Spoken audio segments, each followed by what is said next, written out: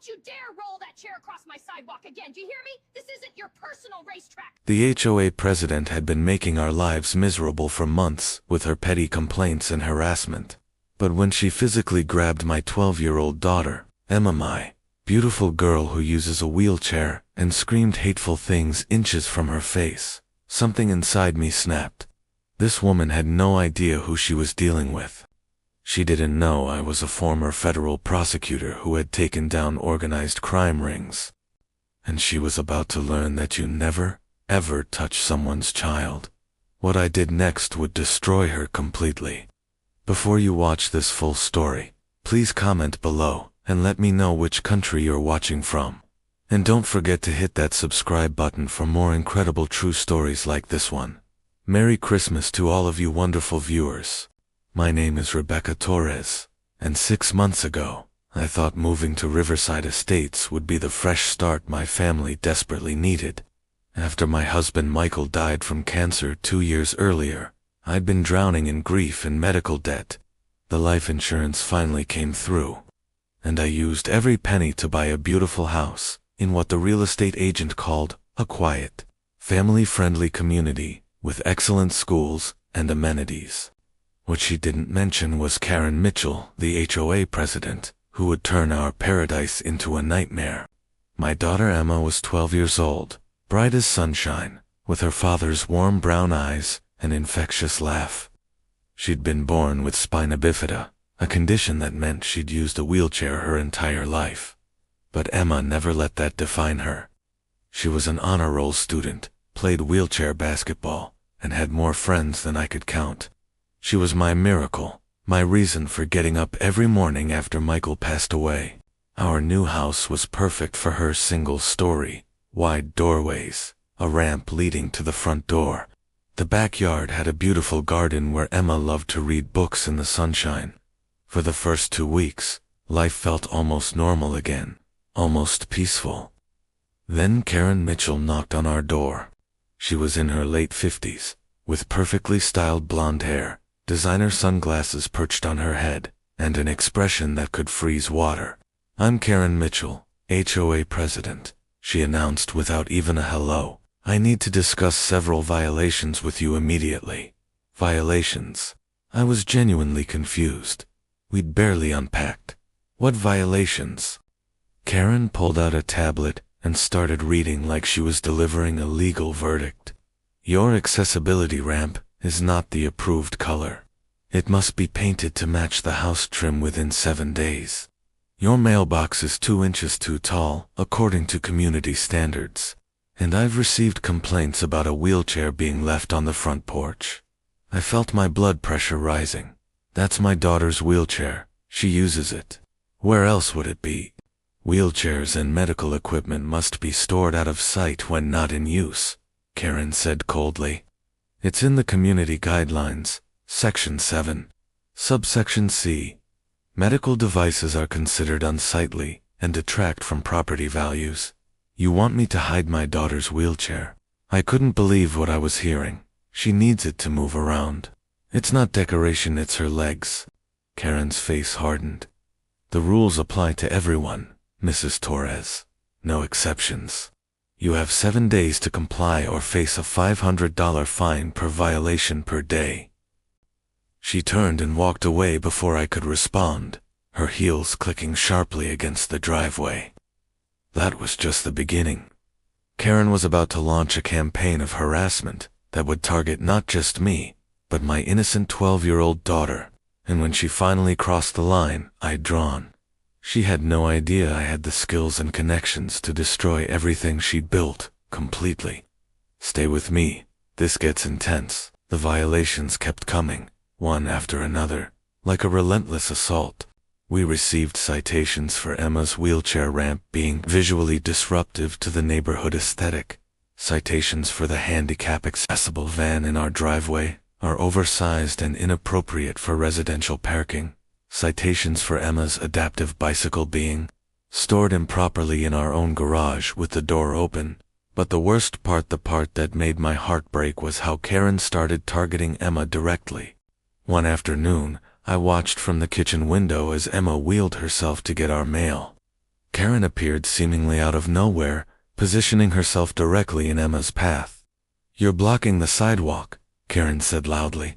"I'm just getting our mail," Emma replied politely. "I'll only be a second."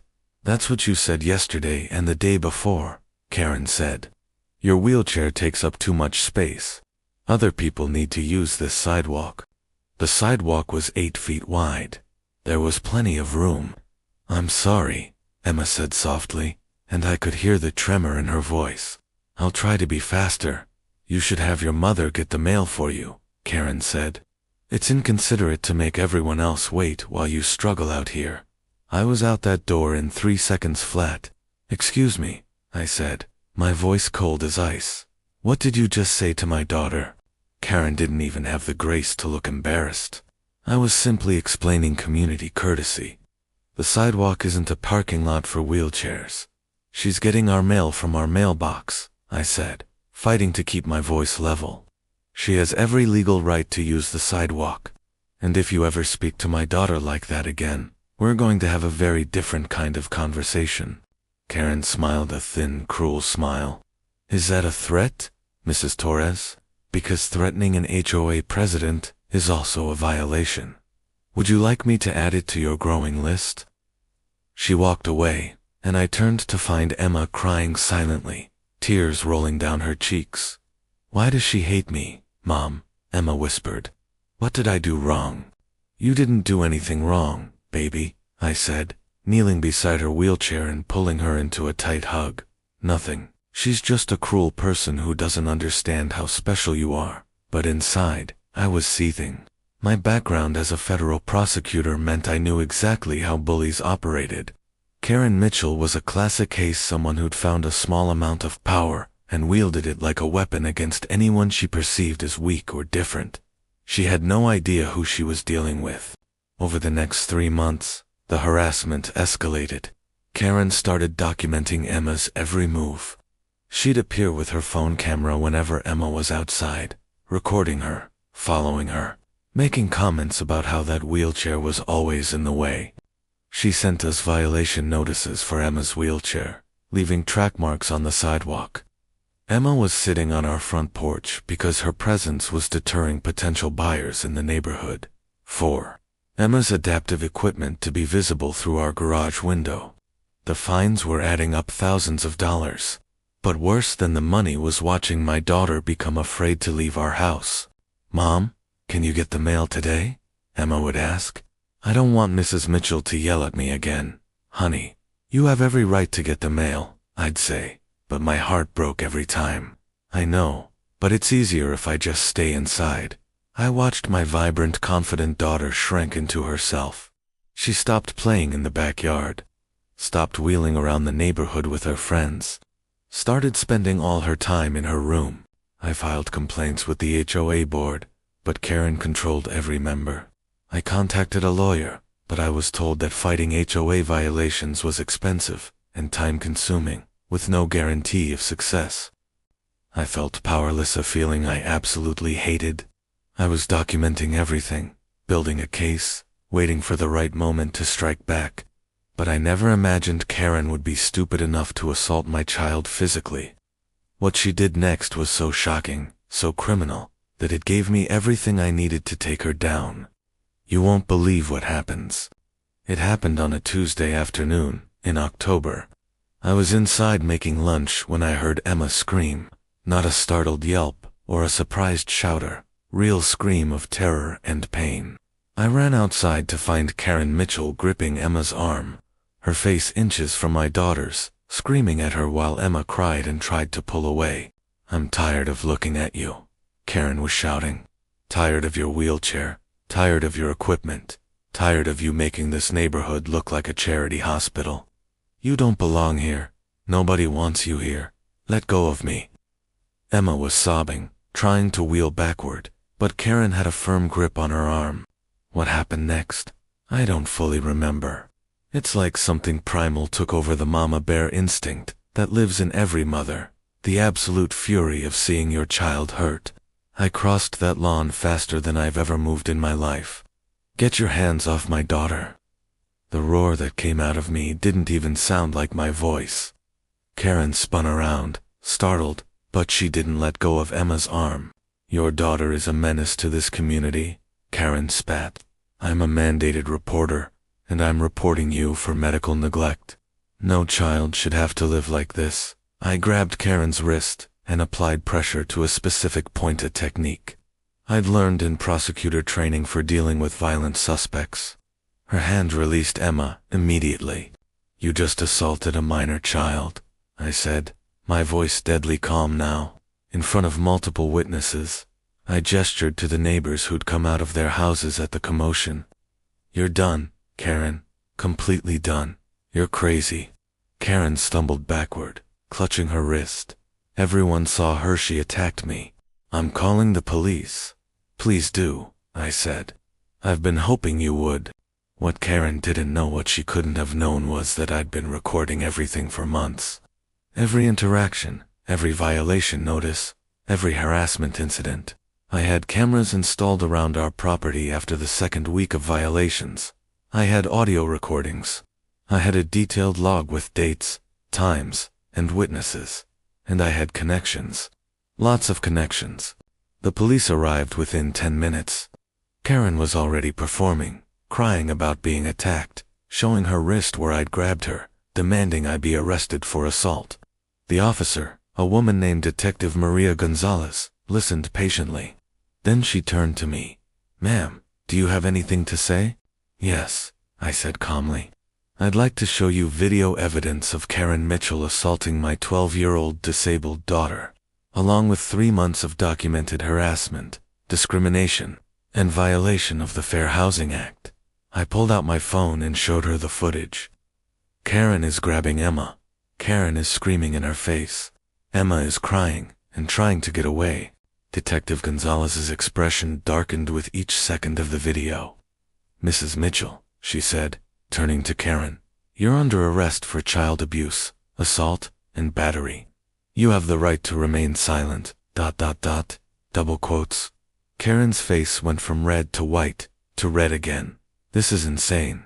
I'm the HOA president. I was doing my job. Your job is to assault children, Detective Gonzalez said coolly as she cuffed Karen. Interesting job description. As they led Karen to the patrol car. She was screaming about lawyers and lawsuits and how she'd destroy me. I knelt beside Emma, who was still shaking and crying. It's okay, baby. It's over. She can't hurt you anymore. But it wasn't over. Not by a long shot. Karen thought getting arrested was the worst thing that could happen to her. She had no idea what I was about to unleash. I'd spent 20 years as a federal prosecutor, taking down crime families and corrupt officials. Karen Mitchell was about to discover what happens when you attack a lawyer's child. That evening, after Emma was finally asleep, exhausted from crying and the trauma of the die, made a series of phone calls. The first was to James Chen, a civil rights attorney I'd worked with on several federal cases. He specialized in disability discrimination and Fair Housing Act violations. Rebecca Torres, James said warmly when he answered. It's been what, 3 years? How are you? I need your help, James. Someone assaulted my daughter because she uses a wheelchair. His tone changed immediately. Tell me everything. I spent an hour walking him through the entire situation, the months of harassment, the violations, the targeting of Emma, the assault. I sent him every piece of documentation I'd collected. Rebecca, James said when I finished, this is one of the clearest cases of disability discrimination I've ever seen. And the assault on a minor, that's criminal. But what you've documented here, the systematic harassment, the financial penalties designed to force you out, the deliberate targeting of your daughter, this goes beyond one person. This is institutional. What do you mean? I asked. The HOA board approved every one of these violations. They backed Karen's actions. They're all liable, James explained. We're not just going after Karen Mitchell.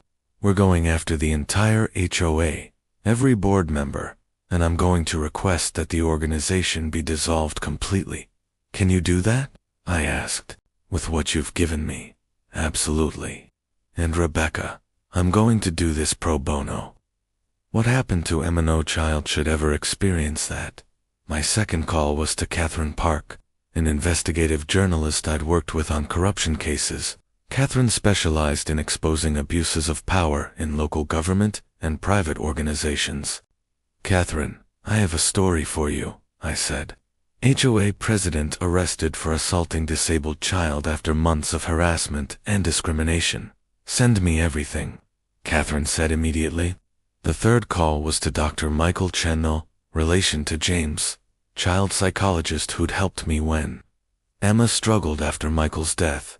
"Dr. Chen, I need you to evaluate Emma. She was assaulted today, and I need professional documentation of the psychological impact." "Oh my God, Rebecca, is she okay?" "Physically, yes. Emotionally, ... My voice broke. She's terrified. She's been scared to leave the house for weeks because of this woman's harassment. Bring her in tomorrow morning. First appointment. And Rebecca will get through this over the next 72 hours. I built a case that would make a federal racketeering investigation look simple. James filed a massive civil lawsuit, not just against Karen, but against the HOA, every board member individually, and the property management company. The charges included violation of the Fair Housing Act, disability discrimination, intentional infliction of emotional distress, assault and battery of a minor, civil conspiracy, harassment, and my favorite, demanding the HOA be dissolved and all assets distributed to homeowners. Dr. Chen's evaluation of Emma was heartbreaking. My confident, happy daughter was showing signs of anxiety, depression, and PTSD. She was having nightmares. She was afraid to go outside. She'd stopped participating in activities she loved. All because one cruel woman had decided my daughter didn't belong. Catherine's article hit the local news 3 days after Karen's arrest. HOA president arrested after assaulting disabled child. Months of harassment documented. Read the headline. The story went viral immediately. Catherine had interviewed neighbors who confirmed Karen's harassment. She'd obtained public records showing a pattern of violations targeting families with disabilities, elderly residents, and minorities. She'd exposed that Karen's husband owned a property management company that profited from HOA fines and foreclosures. The story was picked up by state news, then national outlets. Suddenly, Karen Mitchell's face was everywhere, identified as the HOA Karen who attacked a disabled child. The dominoes were falling, but I wasn't done yet. I'd uncovered something bigger than just one abusive HOA president. There was fraud, embezzlement, and corruption going all the way to the top, and I was about to expose all of it. Keep watching. The justice that's coming will satisfy your soul. As the criminal case against Karen moved forward, something interesting happened. Other families in Riverside Estates started coming forward with their own stories. The Washingtons, an elderly black couple, had been fined repeatedly for their grandson's basketball hoop, which Karen claimed attracted undesirable elements to the neighborhood. The Rodriguez family had been cited dozens of times for their vegetable garden, which Karen said violated aesthetic guidelines. The Patel family, who had a son with autism, had been harassed about noise violations whenever their son had a meltdown. Every family that was different in some way had been targeted, and here's where my prosecutor instincts really kicked in. I noticed something in the violation records. Families who accumulated enough fines would eventually sell their homes almost always to the same property company, a company called Riverside Holdings LLC. Richard Mitchell owned Riverside Holdings LLC, Karen's husband. They'd been running a scheme. Karen would target specific families with violations and fines, making their lives so miserable they'd sell. Richard's company would buy the properties at below market value, flip them, and resell at significant profit. They'd done this to 15 families over 5 years. They'd made over $3 million. I called my former colleague at the FBI. "Tom, it's Rebecca Torres. I need a favor." "Well, not really a favor. I'm handing you a federal case." Tom Harris had been one of the best financial crimes investigators in the Bureau. We'd worked together on several public corruption cases before I left the prosecutor's office. Rebecca, good to hear from you. What have you got? Fraud, conspiracy, possibly money laundering. An HOA president and her husband have been systematically targeting families, forcing them to sell through harassment and excessive fines, then buying the properties through a shell company. It's been going on for at least 5 years. That's actually brilliant. Evil, but brilliant, Tom said. Send me everything you have. I spent the next week working with Tom, organizing all the evidence, property records, violation histories, sales data, financial records I'd obtained through legal discovery in our civil suit. The FBI opened a formal investigation into Karen and Richard Mitchell for wire fraud, conspiracy, and civil rights violations. Meanwhile, Karen's criminal trial for assaulting Emma was scheduled for early December. Karen's lawyers tried everything to get the charges dropped.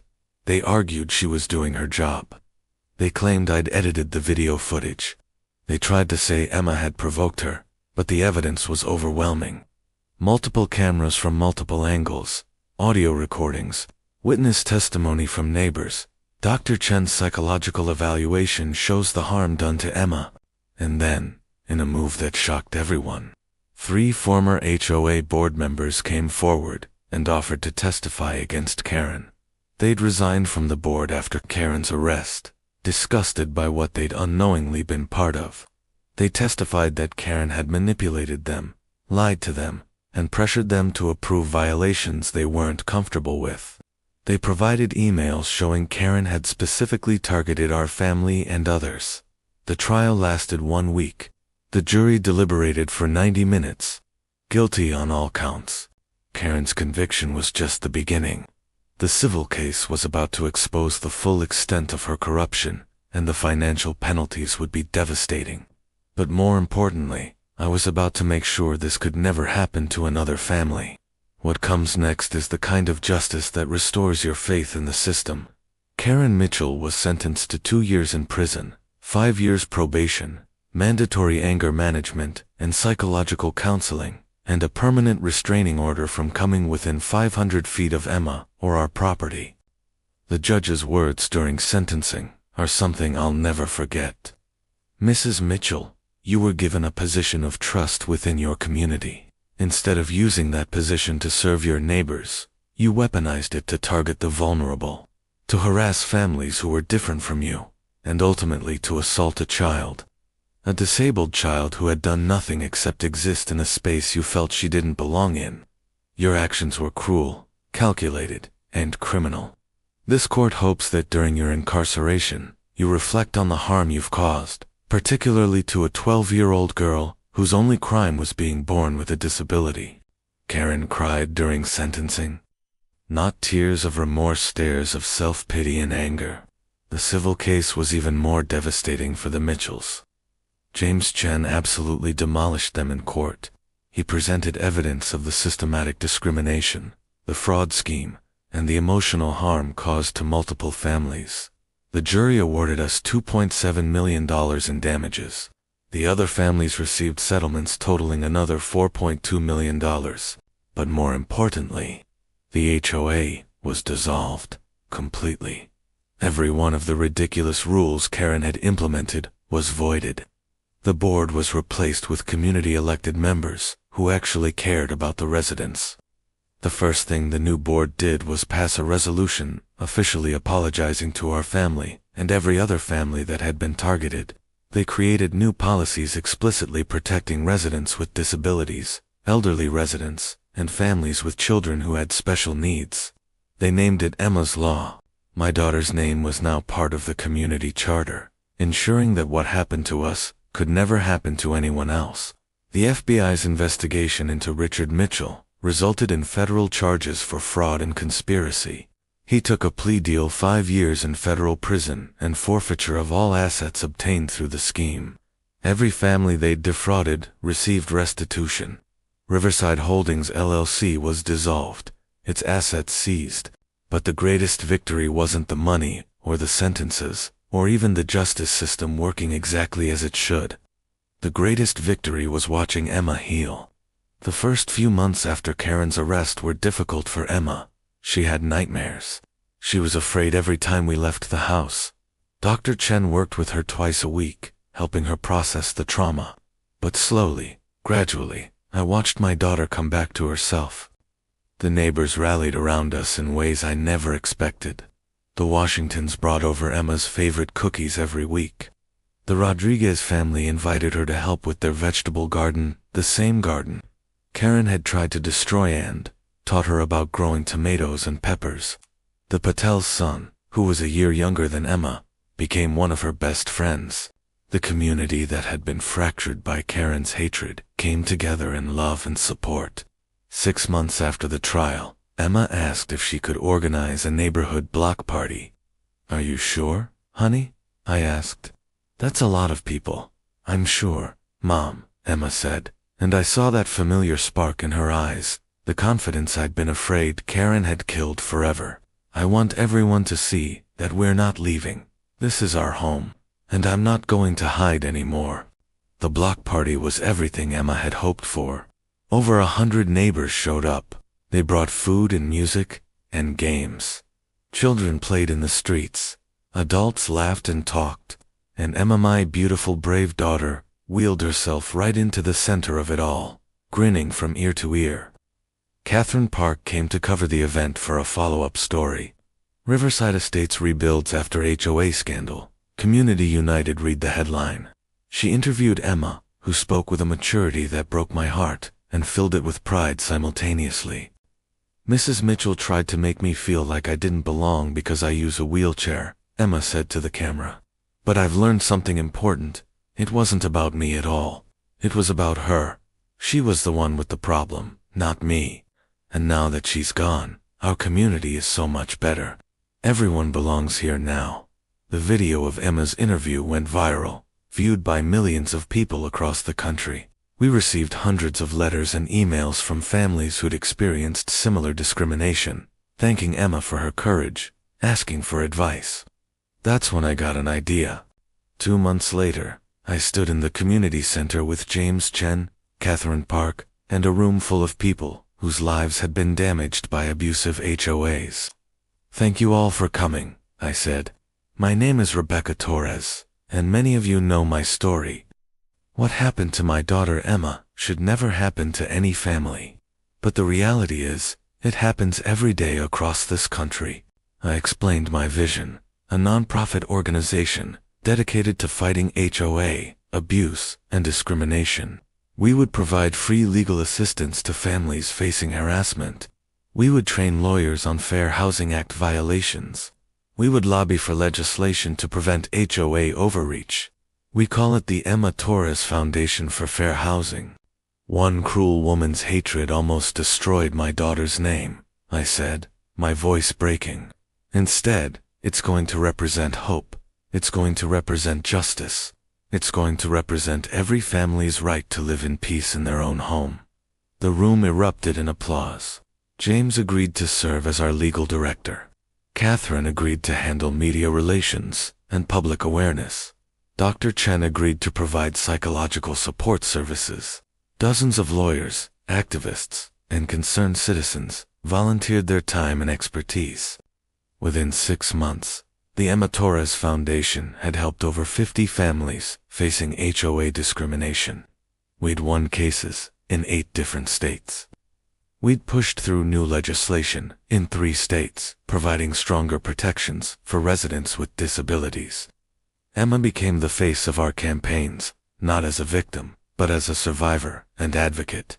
She spoke at community meetings, testified before legislative committees, and shared her story with anyone who would listen. "I used to be afraid all the time," Emma said at one event. "Afraid to go outside, afraid to be seen, afraid that I was the problem. But I'm not afraid anymore. And I don't want other kids to feel the way I felt. Everyone deserves to feel safe in their own neighborhood, no matter what they look like or how they move through the world." 1 year after Karen's arrest, Emma and I attended a ceremony at the state capitol. The governor signed into law the Fair Housing Protection Act, named Emma's Law by everyone involved, which provided stronger protections against HOA discrimination and created penalties for harassment of residents with disabilities. as Emma sat beside me in her wheelchair, beaming as the governor signed the bill with her name on it. I thought about how far we'd come. A year ago, we'd been victims targets of a cruel woman's hatred, afraid in our own home. Now, Emma's name represented change, justice, hope. Karen Mitchell had tried to break my daughter. Instead, she'd created an advocate who would spend the rest of her life making sure no other child would have to endure what she'd endured. This story could end here, with justice served and laws changed. But there's one more chapter, one more moment, that shows just how far we'd come and how completely we'd won.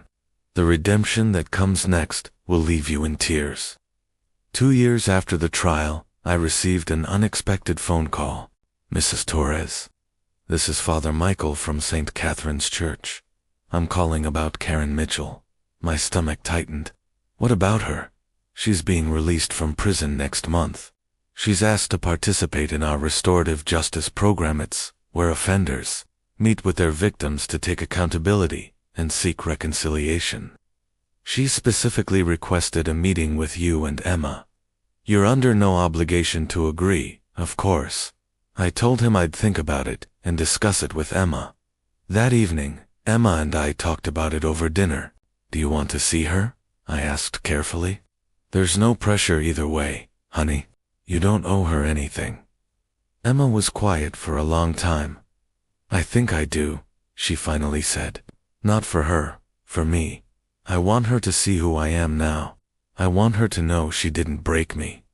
3 weeks later, Emma and I sat in a small room at St. Catherine's. Father Michael was there as a mediator, and across from us sat Karen Mitchell. She looked different, smaller somehow.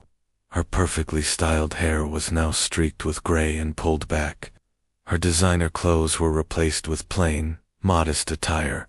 But it was her eyes that had changed. The arrogance and cruelty were gone, replaced by something that looked like genuine shame. Thank you for agreeing to meet with me, Karen said quietly. I know I don't deserve your time. Emma sat up straight in her wheelchair, looking Karen directly in the eye with a confidence that made my heart swell with pride. You're right, Emma said. You don't, but I'm here anyway. Karen flinched, but nodded. I've spent 2 years thinking about what I did, about how I treated you, about the things I said. Her voice cracked. There's no excuse for it. Nothing I can say will make it better or take away the pain I caused. You're right about that too, Emma said. You can't take it back. I know. Karen wiped tears from her eyes. I was angry at the world. My marriage was falling apart. I felt like I was losing control of everything. And when I saw you, she looked at Emma. When I saw your joy, your confidence despite everything you deal with every day, it made me furious. You had something I didn't have. Peace, happiness, and I wanted to take that from you.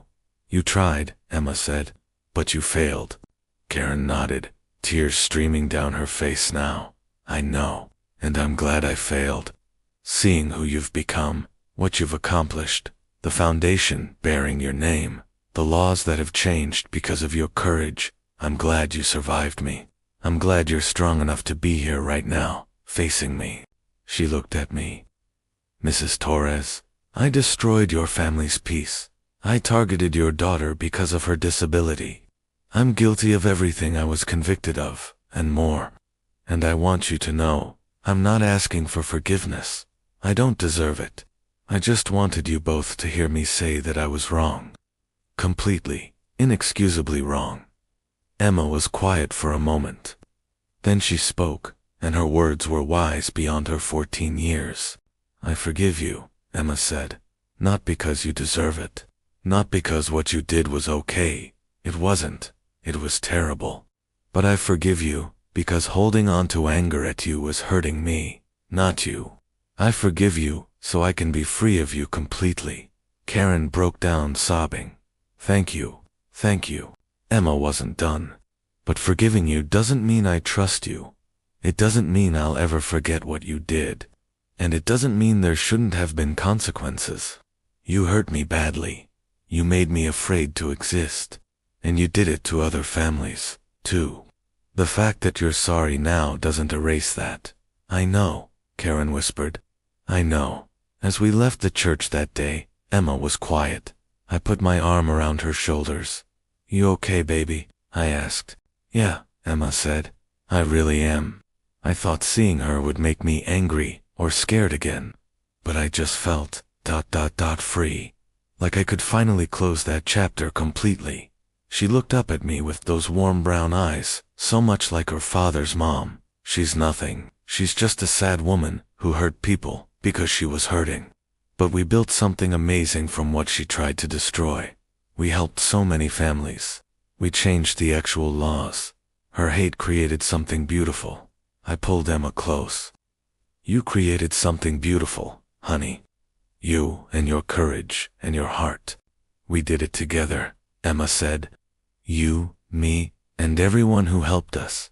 That's what beats people like her, not revenge or anger, but people coming together to make things better. My 12-year-old daughter had become a teacher not just to me, but to everyone.